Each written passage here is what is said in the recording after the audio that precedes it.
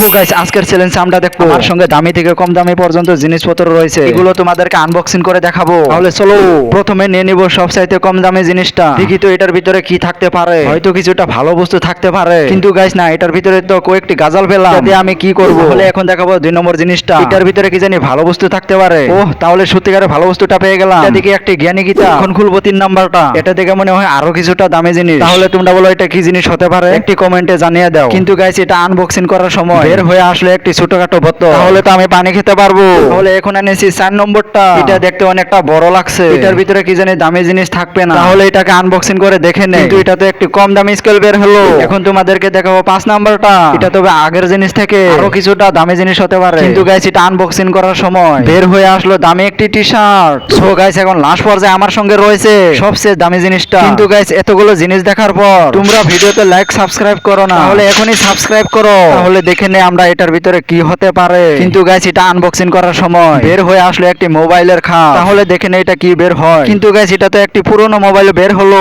এই গাইস ভেবেছিলাম দামি জিনিস বের হবে, কিন্তু দেখি এটা তো একটি ছোটখাটো পুরনো মোবাইল। তাহলে তো এটা দিয়ে আমি ফ্রি ফায়ার গেম খেলতে পারবো না। তাহলে গেম খেলার জন্য একটি লাইক করে দাও। Bye bye guys.